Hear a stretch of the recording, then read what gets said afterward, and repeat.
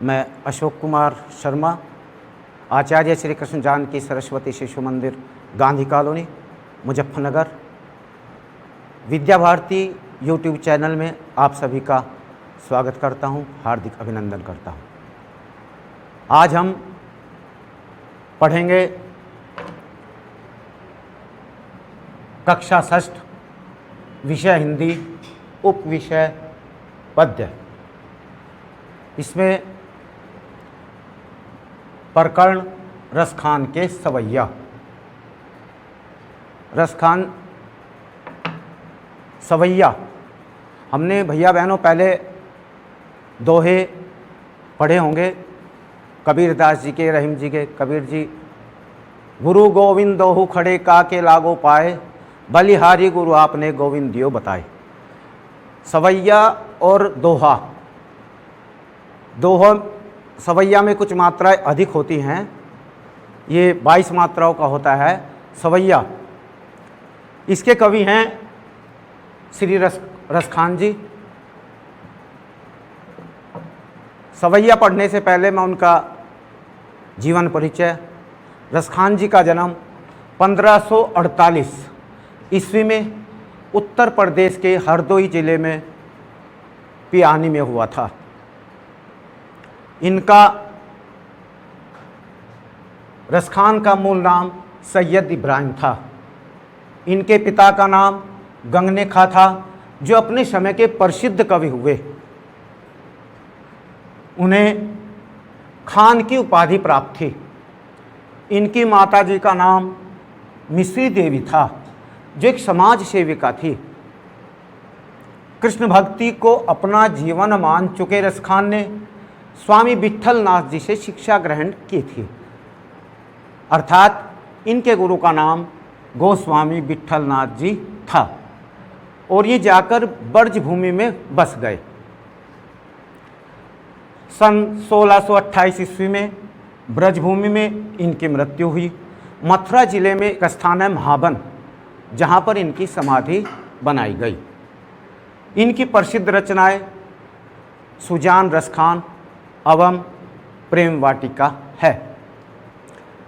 रसखान जी ने बड़ा ही सुंदर चित्रण किया है रसखान के सवैया।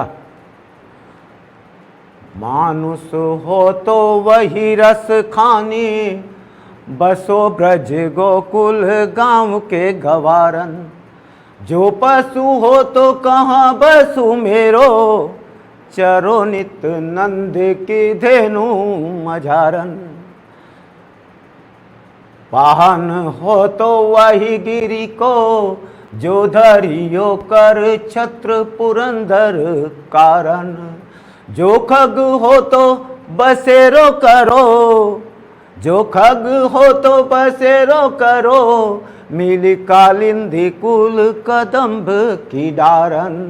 मिली कालिंदी कुल कदम्ब की डारन। धूरी बरे अति शोभित श्यामजू, तैसी बनी सिर सुंदर चोटी। खेलत खात फिरे अंगना, खेलत खात फिरे अंगना, पग पैजनिया कटी पीर कचोटी।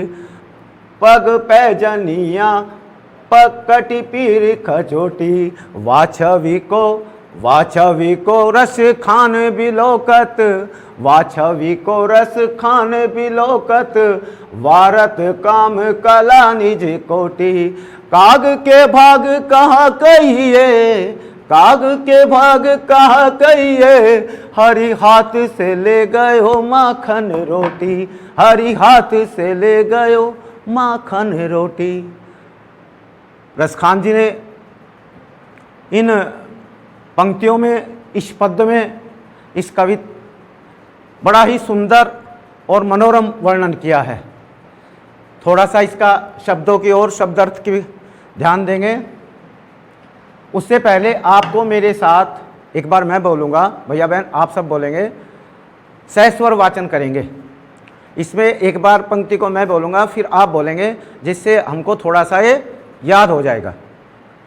फिर से मैं एक पंक्ति को 2 बार बोलूँगा, एक बार आप बोलेंगे, एक बार मैं बोलूँगा। मानुष हो तो वही रस खानी, मानुष हो तो वही रस खानी, बसो ब्रज गोकुल गांव के गवारन, बसो ब्रज गोकुल गांव के गवारन। जो पशु, आप भी बोलिए भैया बहनों, आप भी बोलिए। जो पशु हो तो कहाँ बसु मेरो, चरो नित नंद की धेनु मझारन, चरो नित नंद की धेनु मझारन।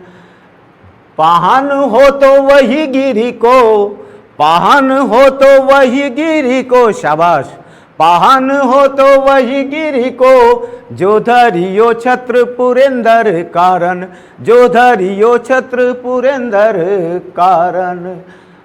जो खग हो तो बसेरो करो, जो खग हो तो बसेरो करो, मिली कालिंदी कुल कदम्ब की डारन, मिली कालिंदी कुल कदम्ब की डारन। मिल धूरी भरे अति शोभित श्याम जी, धूरी भरे अति शोभित श्याम जी, धूरी भरे अति शोभित श्याम जी। तैसी बनी सिर सुंदर चोटी, तैसी बनी सिर सुंदर चोटी।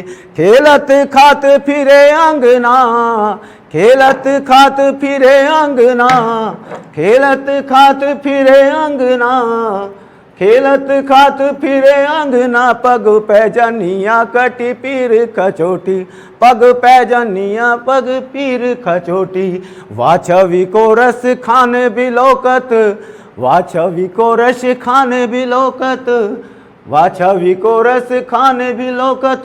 वारत काम कला निज कोटि, वारत काम कला निज कोटि।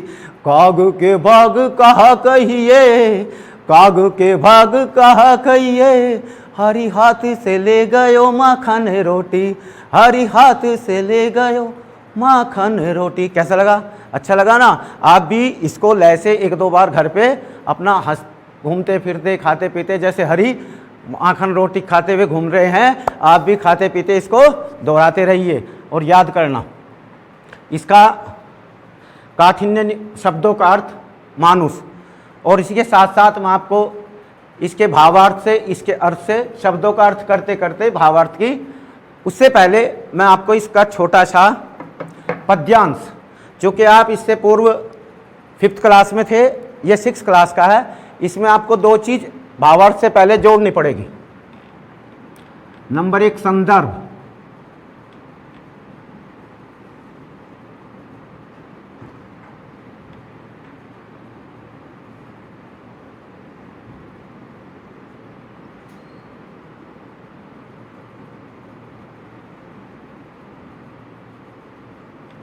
संदर्भ में इसके बारे में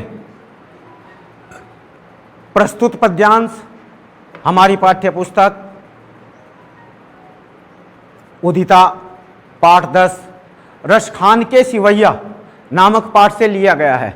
इसके रचयिता रसखान जी हैं, और इसके साथ ही होता है प्रसंग। प्रसंग में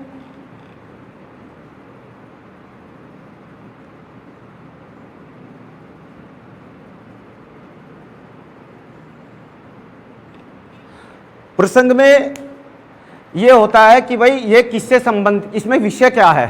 प्रसंग में इसमें रसखान जी ने बताया है कि रसखान जी ने कहा है कि, और उन्होंने अगले जन्म पर विश्वास किया है, पुनर्जन्म पर विश्वास किया है, और इसमें कहा कि मैं किसी भी जन्म में हूँ लेकिन ब्रजभूमि में ही निवास करूँ।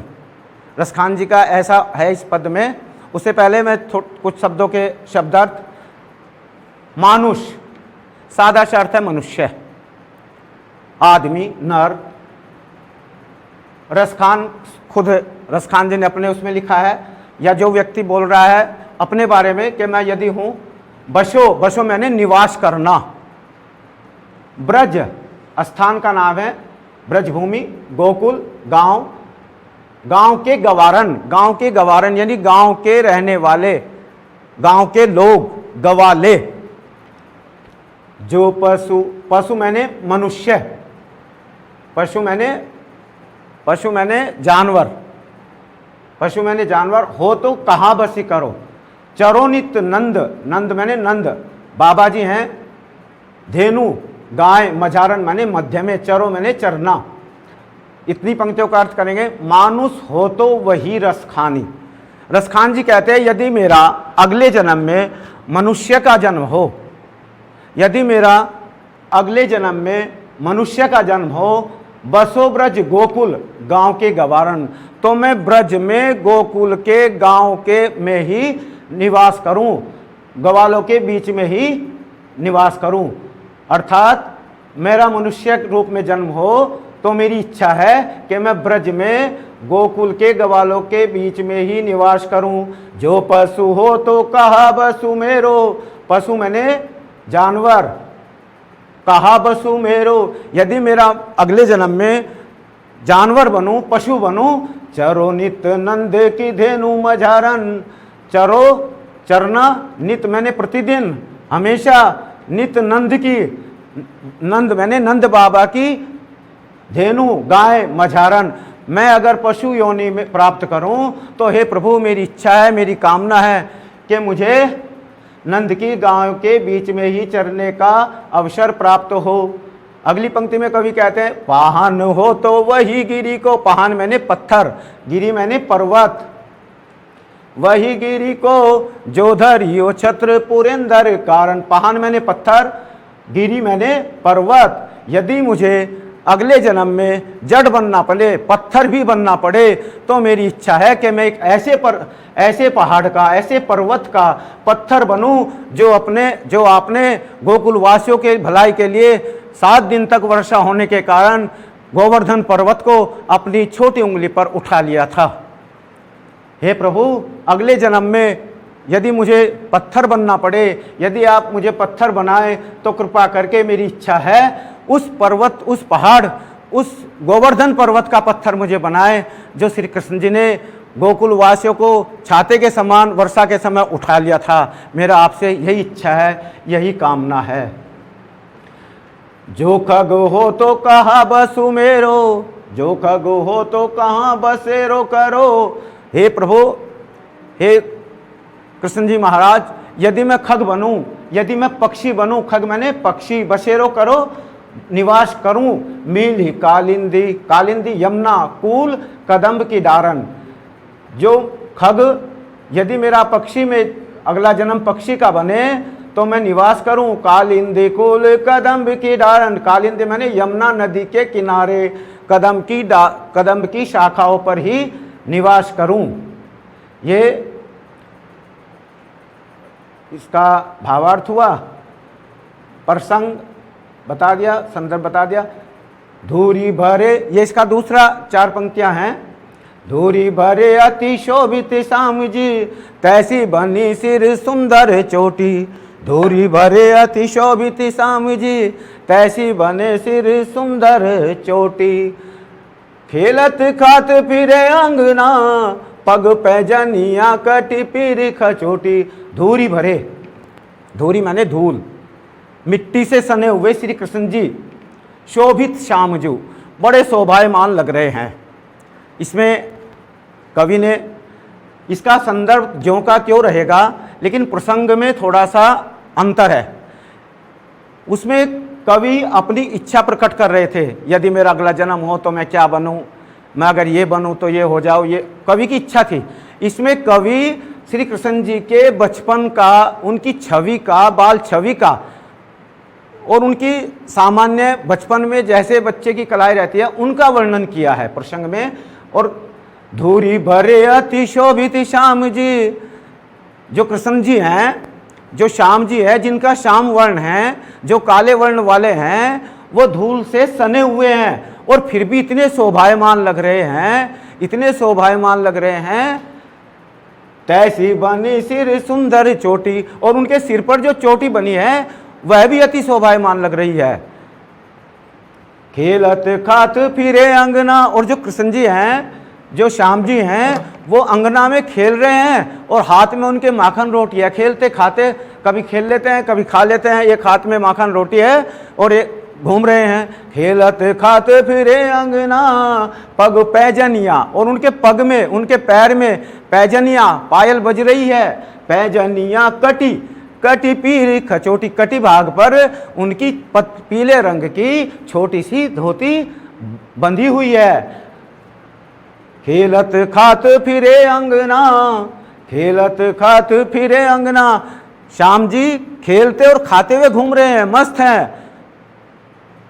पग पैजन या उनके पैर में पायल है जो बज रही है, कटी, और वे पीले रंग की छोटी धोती पहने हुए है। वाछवी को रस खान बिलोकत, उनकी छवि को रस खान जी बिलोकत देखकर कह रहे हैं, वाछवी को रस खान बिलोकत वारत काम कला निजी कोटि, के उनके ऊपर कामदेव की अनेकों कोटि कोटि कलाएं भी न्योछावर हो जाएं, ऐसी उनकी छवि दिखाई दे रही है, प्रतीत हो रही है।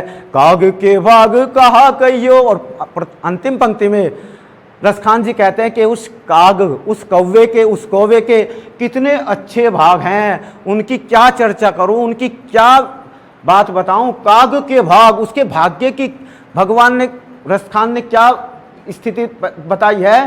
काग के भाग कहा कि ये उसके भाग्य का तो कुछ कहना ही नहीं है। वो काग, वो कौवा कितना भाग्यशाली है। हरि हाथ से ले गयो माखन रोटी, के भगवान के हाथ से माखन रोटी छीन ले गया।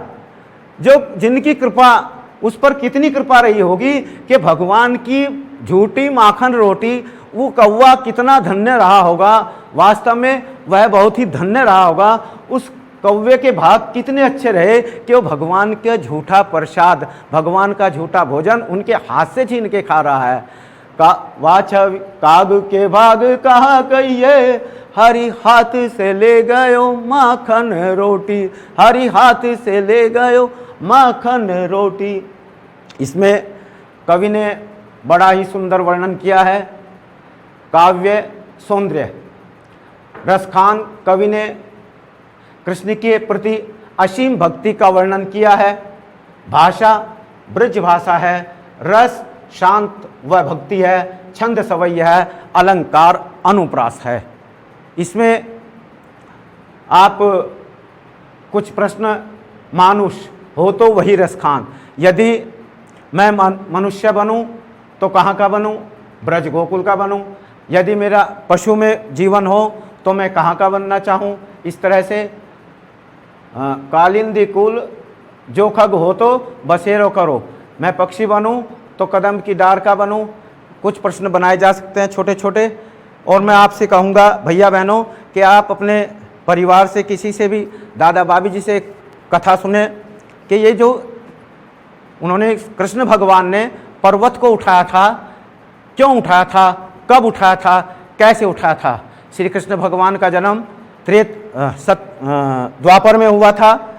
उसमें बचपन में इन्होंने बहुत सी लीलाएं की, और इनका जन्म मथुरा की जेल में हुआ था। उसके उपरांत ये आकाशवाणी के अनुसार गोकुल वहाँ चले गए थे। वहाँ पर एक लीला की थी इन्होंने तालाब में, जिस पर इन्होंने शेषनाग पर नृत्य किया था, उसका भी एक था। उसके बाद इन्होंने, जब गोकुल गांव में इंद्र का प्रकोप बढ़ गया और उन्होंने लगभग 7 दिन तक लगातार वर्षा करते रहे, पूरा गोकुल ब्रजधाम त्राही त्राहीमान हो गया, तो श्री कृष्ण बचपन में ही इंद्र का अहंकार तोड़ने के लिए इन्होंने गोकुल वासियों को बताया कि प्रकृति की पूजा करिए, देवताओं की पूजा से प्रकृति की पूजा के लिए। तो इन्होंने अपनी कन्नो उंगली पर, अपनी सबसे छोटी उंगली पर गोवर्धन पर्वत को छाते के अनुसार, छाते के समान उठा लिया था, और सभी गोकुल वासियों को कहा कि सब इसके नीचे आ जाइए, इसका आश्रय प्राप्त कीजिए। तभी से वहाँ पर गोवर्धन की पूजा होती है, और वह हमारा इष्ट देव गोवर्धन पर्वत, गोवर्धन परिक्रमा आज भी लोग जाते हैं और उसकी पूजा अर्चना करते हैं।